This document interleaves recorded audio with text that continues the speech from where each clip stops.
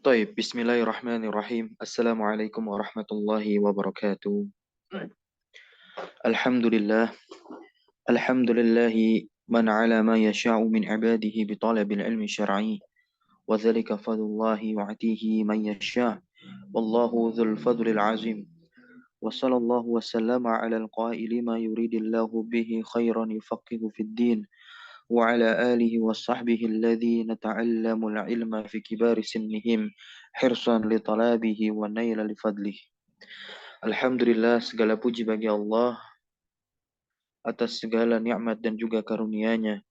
Pada pagi hari ini kita kembali bisa melanjutkan pembacaan kitab penelaahan atas sebuah risalah yang telah disyarah atau dijelaskan oleh salah seorang Syekh alim ulama bernama Syekh Saleh Fauzan bin Abdillah Al-Fauzan hafizahullah taala, yang mana risalah ini berjudul Al-Usul As-Salasah. Wa qadarullah walhamdulillah, pada pertemuan pagi hari ini kita telah sampai kepada asal atau pondasi agama Islam yang kedua, yaitu ma'rifatu dinil Islam. Dan pada sub bahasan kita kali ini yakni membahas maratibud dini, yakni tingkatan agama, tingkatan di dalam agama Islam.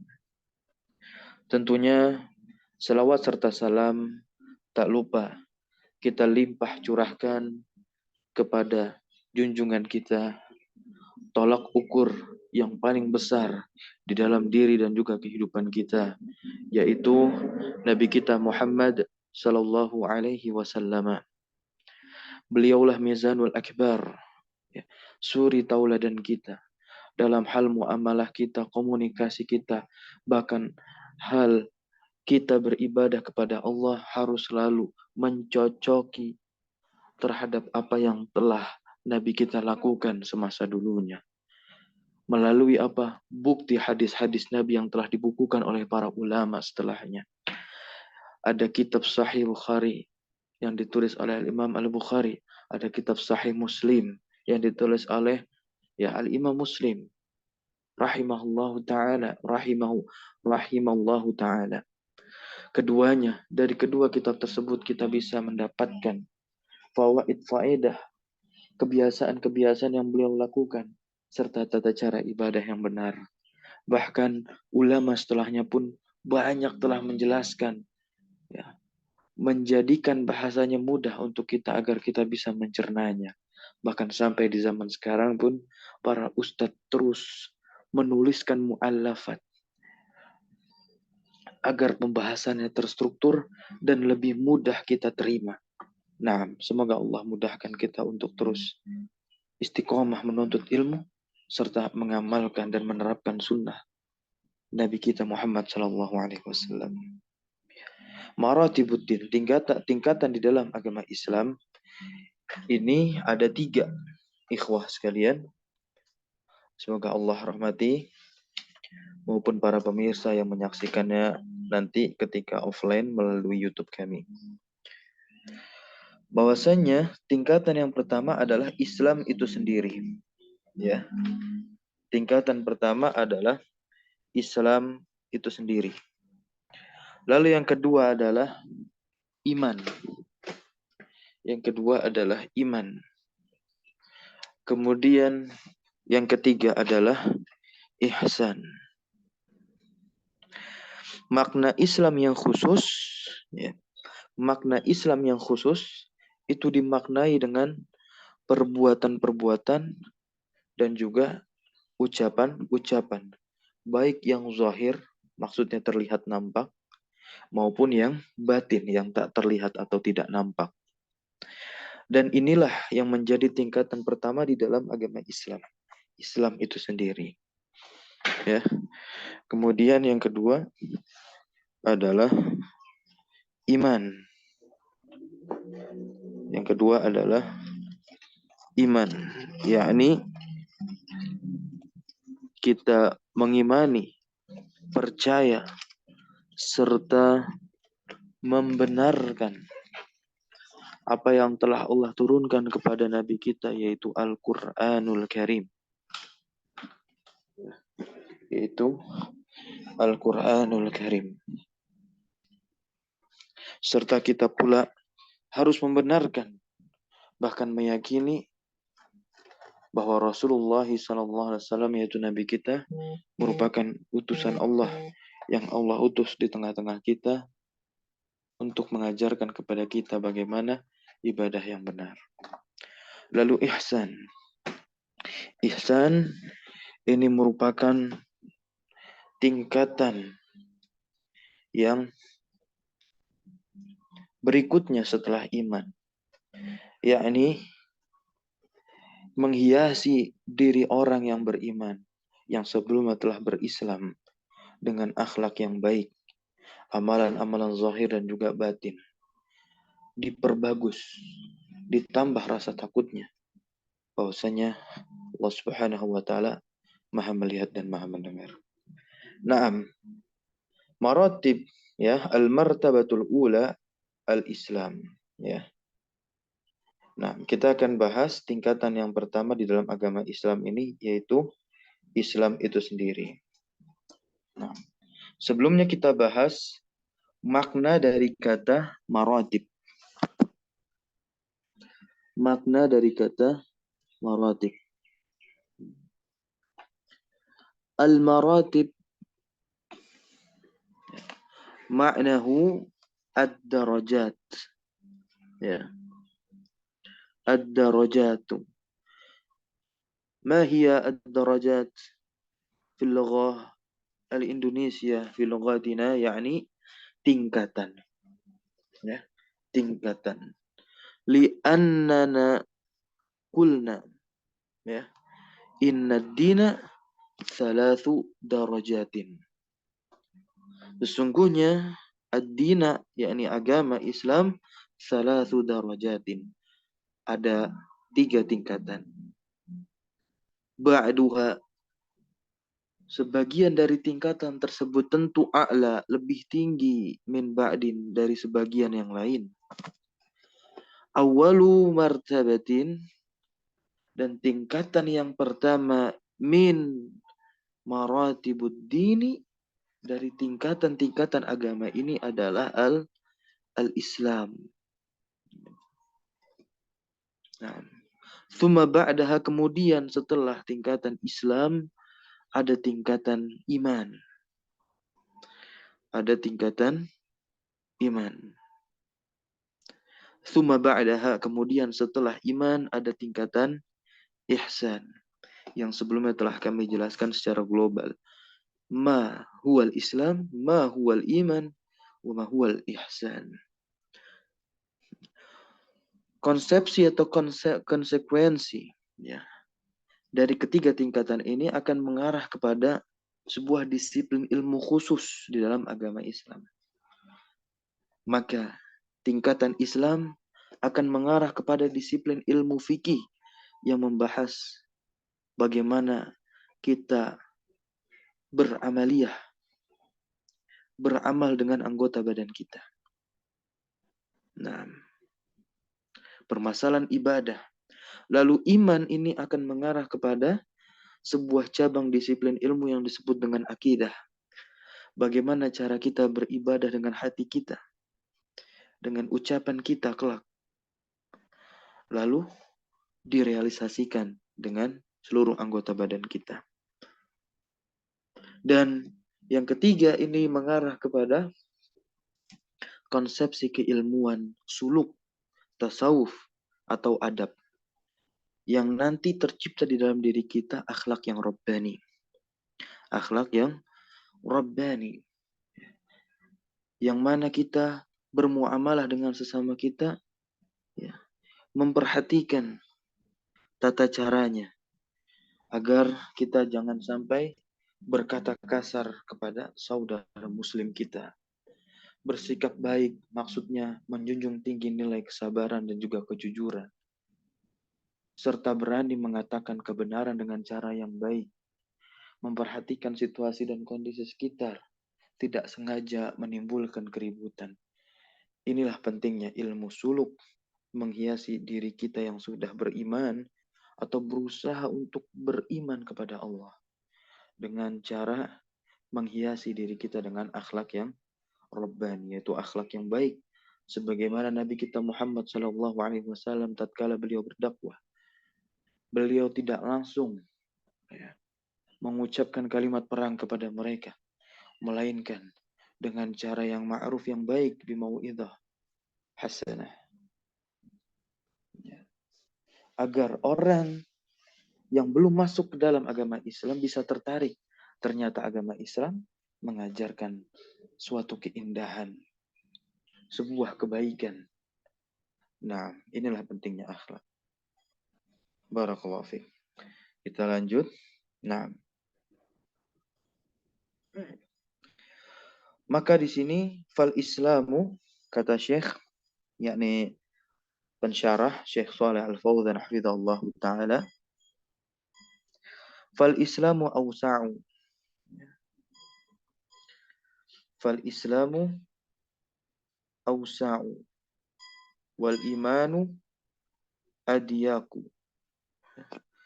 Islam ini awsa', lebih luas, ya. Islam ini lebih luas, global, umum. Akan tetapi al-iman adiyak, lebih sempit daripada makna Islam. Ya. Wal ihsan adiyak, lebih sempit lagi dari iman. Apa sih maksudnya global, lebih luas maupun lebih sempit? Nah, maksudnya fadairatul islami wasi'ah. Jadi poros Islam itu luas. Oleh sebab itu, al-munafikun, orang-orang munafik, masuk ke dalam agama Islam ini, teranggap dia sebagai orang yang beragama Islam. Tapi orang-orang munafik tidak bisa teranggap sebagai orang-orang yang beriman. Kenapa demikian? Islam itu kan ya dimaknai dengan perbuatan. Banyak orang melihat perbuatannya secara zahir. Jadi orang-orang munafik ini menampakkan zahir diri-diri mereka dari luar, sebagaimana orang Islam beramal, beribadah, akan tetapi hatinya mengingkari. Nah, idzan qadu, ya, apabila mereka ini tunduk ilal Islam, kepada Islam, yaitu orang-orang munafik tadi, wa azharuhu, maka mereka pun ya, akan menampakkan keislaman mereka tentunya. Wal tazammu bihi zahiran, dan mereka tentu akan berpegang dengan amalan-amalan yang diajarkan di dalam agama Islam zahiran, dari sisi luarnya saja. Idza shallu ma'al muslimin, jikalau mereka orang-orang munafik ini salat bersama kaum muslimin.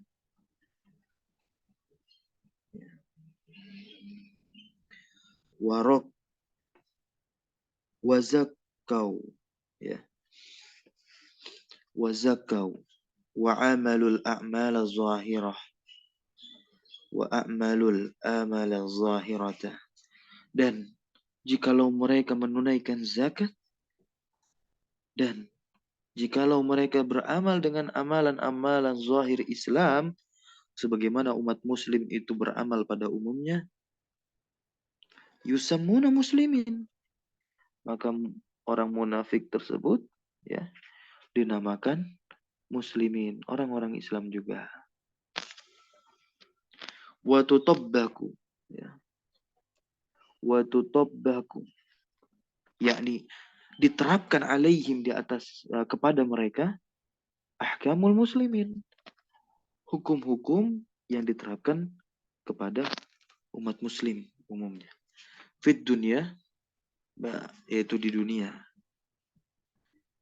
Falahum malil muslimin, dan bagi mereka lah apa yang menjadi hak kaum muslimin, ya. wa alaihim ma'alal muslimin, dan atas mereka pula, maksudnya kewajiban-kewajiban kaum muslimin juga diberikan kepada mereka, orang-orang munafik ini. Ya. Lakinnahum, akan tetapi mereka, fil akhirah, ya, di akhirat kelak, di mana keberadaan mereka kelak ketika ada di akhirat? Maka mereka berada fid darkil asfal, ya, fid darkil al asfal, ya, yakni berada di kerak minan nar, kerak neraka. Inilah bahayanya orang munafik maupun orang muslim yang memiliki sifat munafik. Maka pentingnya iman di sini. Li'annahum laisa indahum imanun, karena mereka tidak memiliki apa? Iman. Fi qulubihim, di dalam hati-hati mereka. Wa innama indahum islamun zahiriyun faqat. Tiada lain, mereka hanya memiliki apa? Islam secara zahir saja. Maka inilah tidak cukup memasukkan diri mereka ke dalam surganya Allah Subhanahu wa taala. Surga Allah diperuntukkan oleh kaum muslimin yang beriman dan juga berihsan. Ya, maka inilah usaha yang terus harus dijalankan, mengerahkan setiap potensi diri yang ada di dalam jiwa kaum muslimin untuk beramal soleh, membangkitkan suasana keimanan di dalam dirinya, bahkan memperbagus amalannya dengan apa? Ihsan.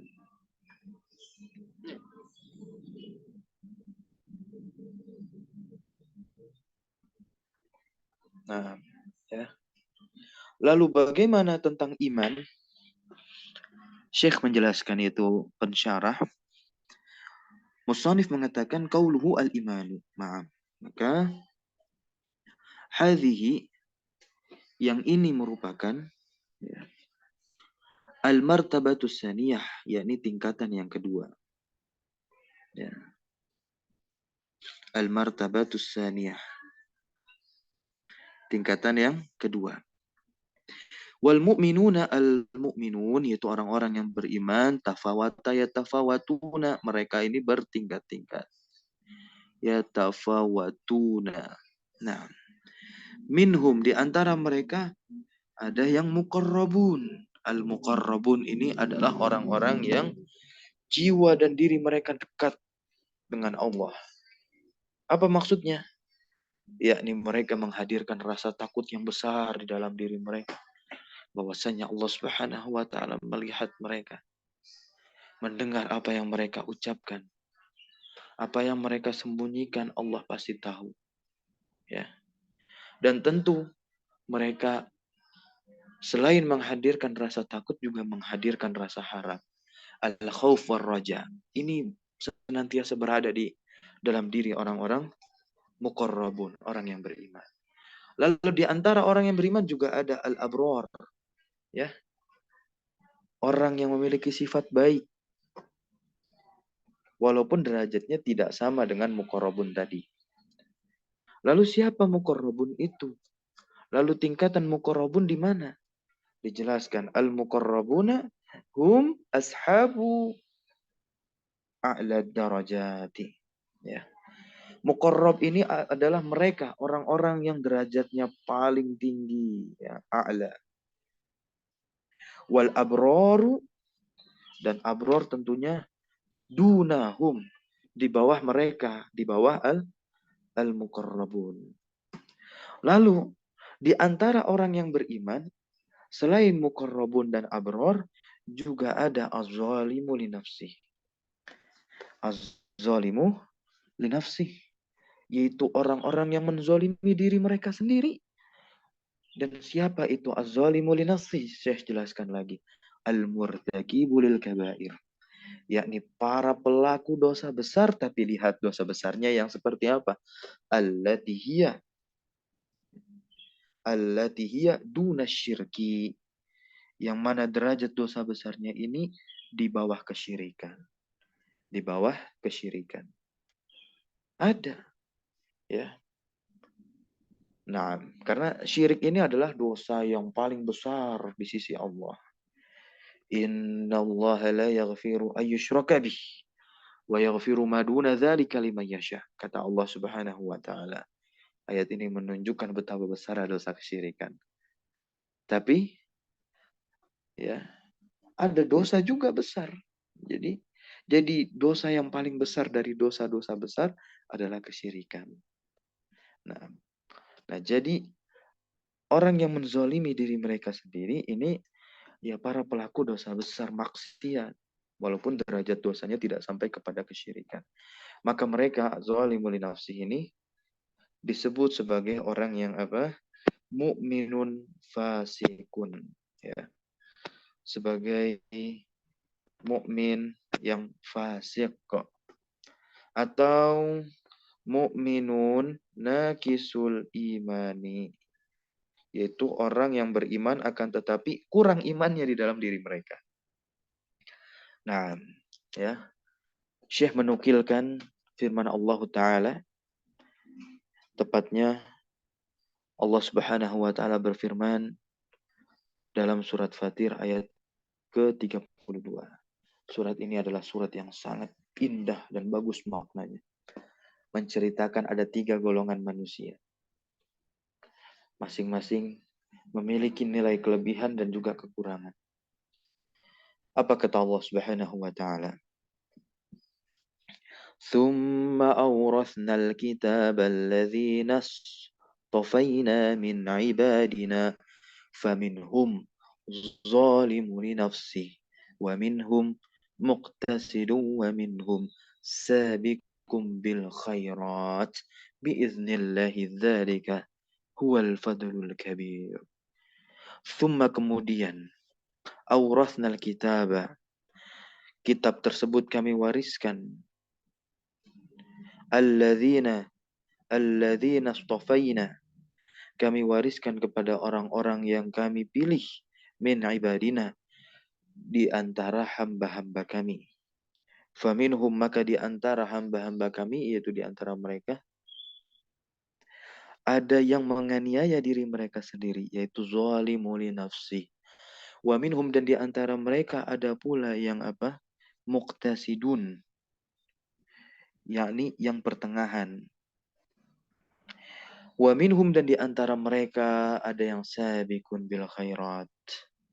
Ya, lebih cepat berbuat kebaikan dengan izin Allah. Wa dzalika huwal fadlul kabir. Yang demikian itu adalah karunia yang amat besar.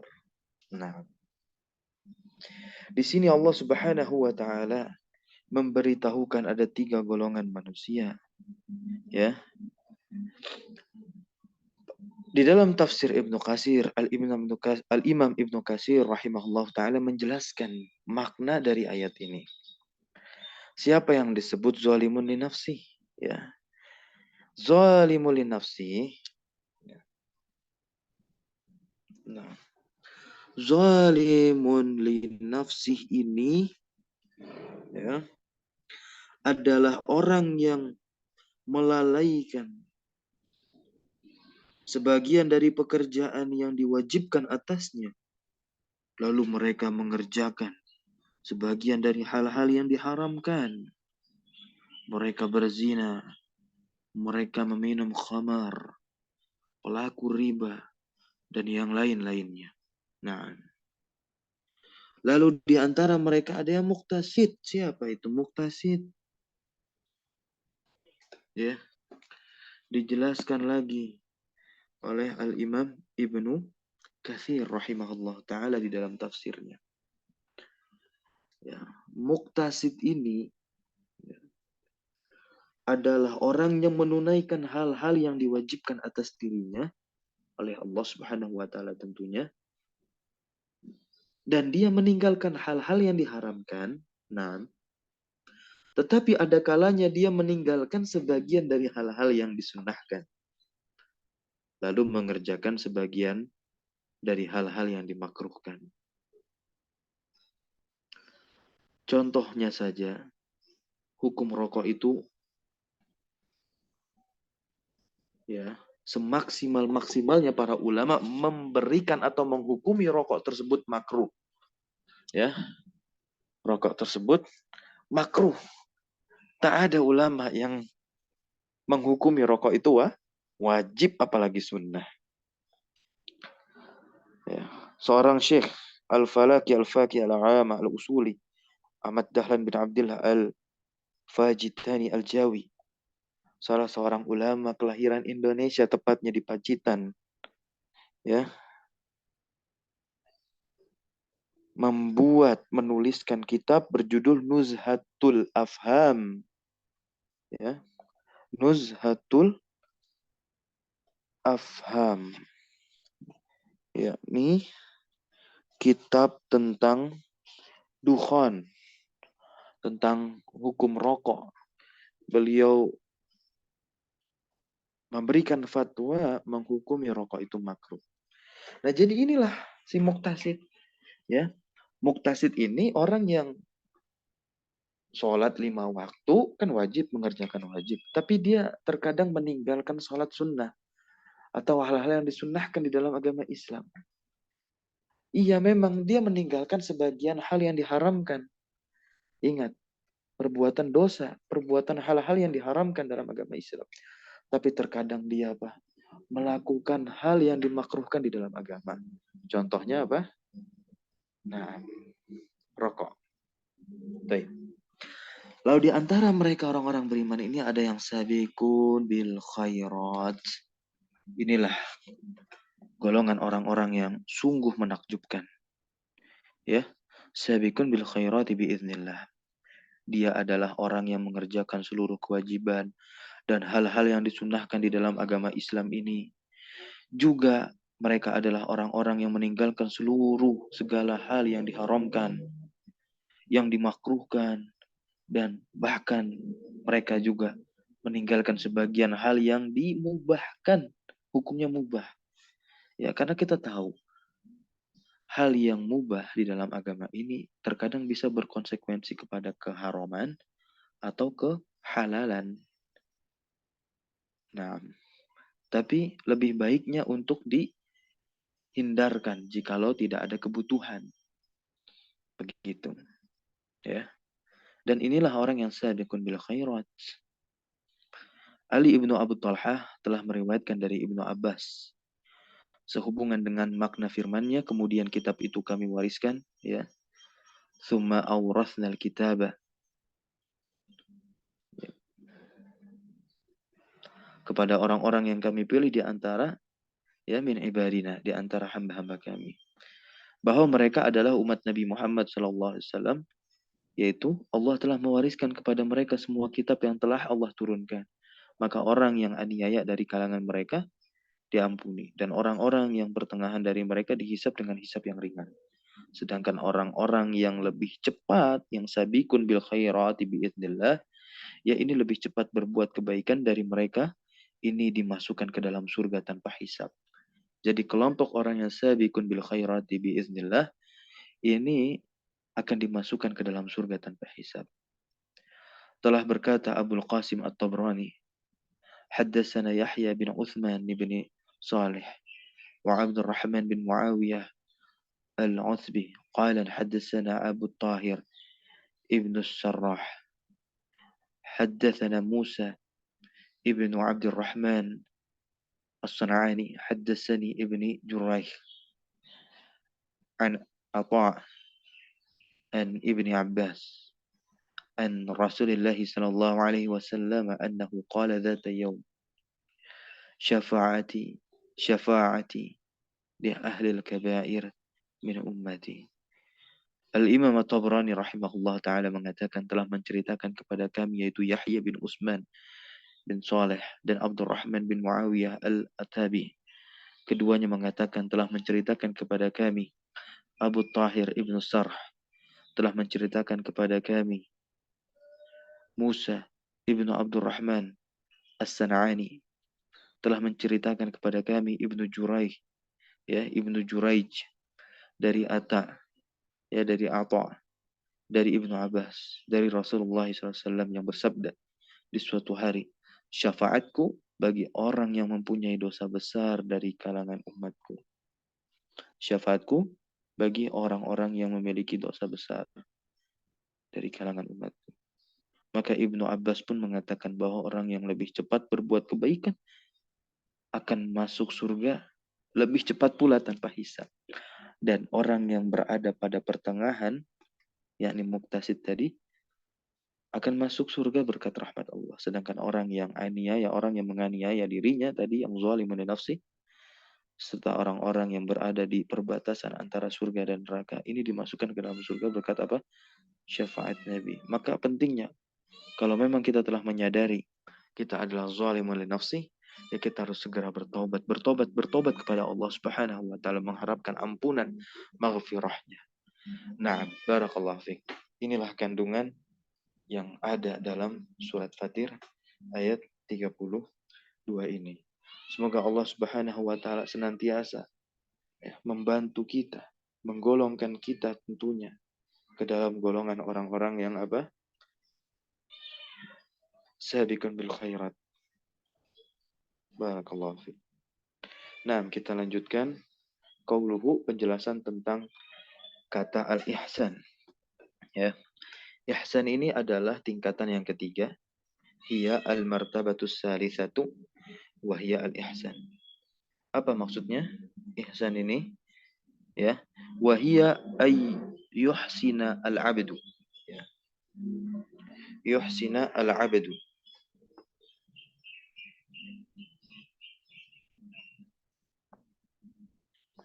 Yuhsina al-'abdu. Hendaklah seorang hamba itu memperbagus ya, fima bainahu wa bainallahi subhanahu wa ta'ala, pada hal-hal di antara dia dan di antara Allah. Maksudnya memperbagus ibadah, memperbagus muamalah. Jadi setelah orang itu berislam, lalu berusaha untuk beriman, jangan lupa untuk berusaha pula mengerahkan potensi diri untuk memperbagus amalan kita. Tidak sombong, tidak ria, tidak ujub, selalu berkata jujur, bersikap amanah, bersifat baik hati kepada saudara muslim lainnya, ya, maupun orang-orang yang lain, ya. Nah, selain agama Islam dalam rangka apa? Mendakwahkan mereka agar mereka yang non-Islam ini atau kita katakan kafir ini bisa masuk ke dalam agama Islam. Ya. Nah, fi ibadatillah azza wa jalla, dalam beribadah kepada Allah azza wa jalla. Wa dzakara Nabi sallallahu alaihi wasallam ihsana. Dan Nabi kita Muhammad sallallahu alaihi wasallam telah menyebutkan ya tentang ihsan ini.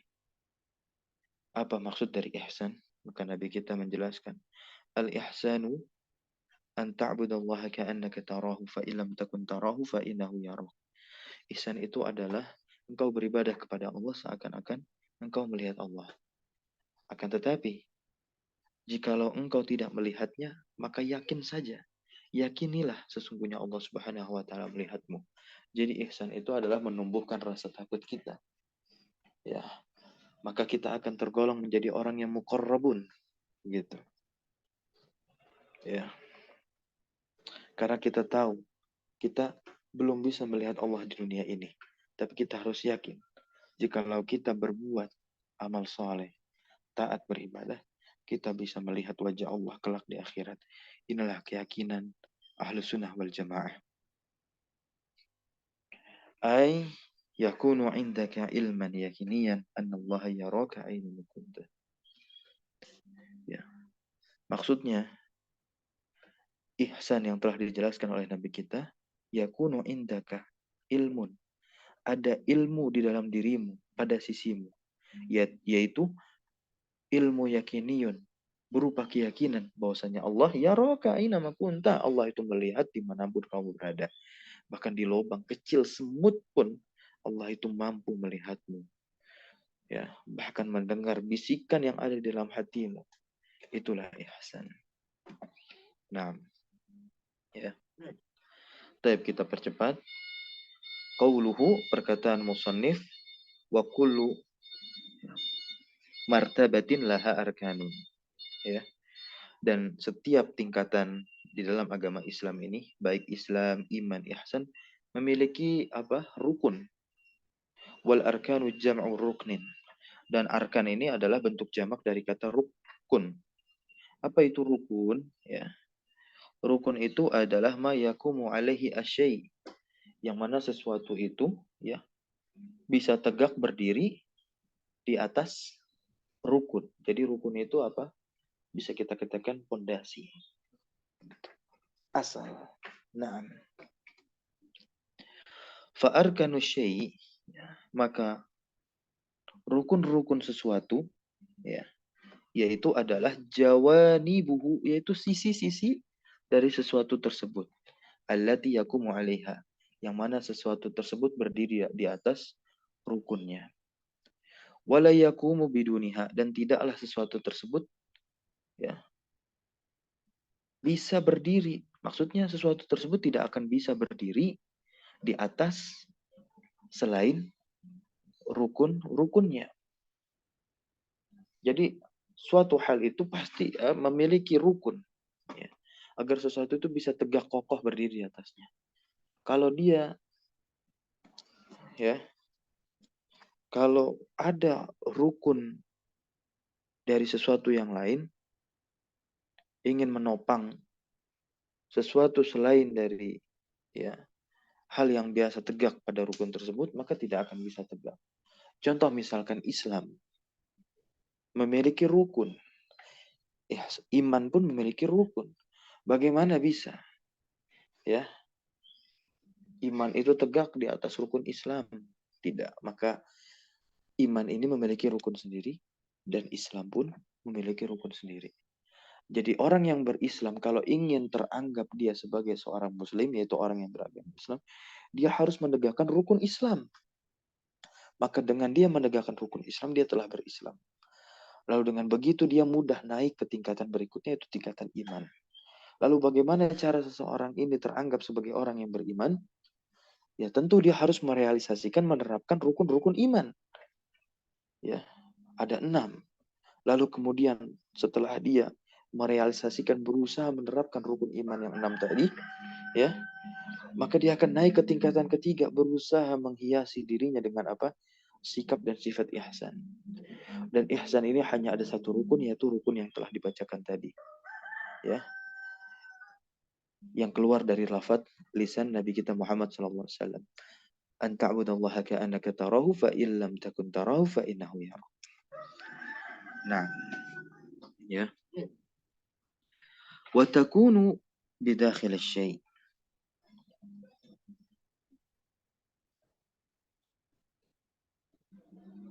Dan jadilah dengan masuknya sesuatu. Begitu. Dan di sini ada perbedaan antara rukun dengan syurut. Khilafus syurut fahiya takunu kharij asy-syai'. Jadi rukun ini ya masuk di dalam sesuatu tersebut. Nah, sedangkan syurut yaitu syarat ya, dia berada di luar sesuatu tersebut. Nah, ya. Contohnya syarat salat, mithlu syurutis shalah. Nah, mithlu syurutis shalah fahiya kharijus salati qablaha, yaitu hal-hal yang ada di luar salat, atau syarat salat ini ditunaikan, dilakukan sebelum kita menunaikan atau mendirikan salat.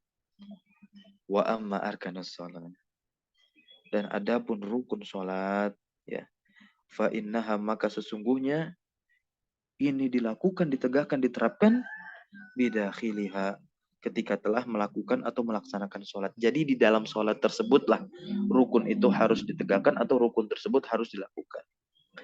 Misal takbiratul ya, takbiratul ihram wa qiraatul Fatihah, dan membaca Al-Fatihah. Inilah yang disebut dengan rukun sholat. Karena bertakbir dan membaca Al-Fatihah ya ada di dalam sholat. Ketika sholat itu sudah dilakukan atau sudah didirikan. Maka Syekh katakan di sini, fa idza ikhtalla syai'un ya minha, maka jikalau sesuatu itu ya rukun tadi hilang, fa inna sholata la tasihhu, maka salatnya tidak sah. Ya, salatnya tidak sah. Kama sebagaimana ya, la faqada syai'un min arkanil bunyani fa innahu la yakumu wa la ya'tamidu. Sebagaimana jikalau sesuatu dari rukun-rukun bangunan ya. Nah, faqada hilang, fa innahu la yakumu wa la ya'tamidu. Maka sungguh bangunan tersebut tidak akan bisa berdiri tegak dan juga bersandar kokoh. Ya karena dia tidak punya pijakan rukun tadi. Begitu. Misalkan di dalam bangunan ada apa? Besi tiangnya. Kalau tiangnya tidak diisi besi, ya dalam ilmu teknik sipil ya atau ilmu bangunan, bangunan tersebut akan dinilai tidak kokoh. Akan ada prediksi ya dalam waktu singkat akan roboh itu semua. Inilah pentingnya rukun. Nah, ya. Lalu pentingnya syarat pun juga sama. Nah, kan tetapi yang terbahas di sini adalah makna dari rukun tersebut. Taib. Maka bahasan setelah ini yang akan kita jumpai di pertemuan selanjutnya adalah apa? Rukun-rukun Islam. Setelah kita clear membahas rukun-rukun Islam, kita akan membahas rukun-rukun iman. Setelah kita clear membahas rukun-rukun iman, akan dibahas secara detail. Ya, rukun ihsan yang satu tadi. Maka selesailah asal atau pondasi yang kedua dalam agama Islam ini. Ya, pondasi kita beragama di dalam agama Islam ini, yaitu ma'rifatu dinil Islam bil adillah tentunya. Karena Syekh di sini menjelaskan dengan dalil, baik dalil Al-Quran maupun dalil Sunnah, yaitu ya hadis-hadis Nabi kita Muhammad Sallallahu Alaihi Wasallam. Barakallahu fikum. Nakhtatim, kita tutup dengan doa kafaratul majlis pertemuan kita pada pagi hari ini. Subhanakallahumma bihamdika asyhadu an la ilaha illa anta astaghfiruka wa atubu ilaik. Allahumma alimna ma yanfa'una wanfa'na bima 'allamtana wa zidna ilma. Wa sallallahu ala nabina Muhammadin walhamdulillahi rabbil alamin. Wassalamu alaikum warahmatullahi wabarakatuh.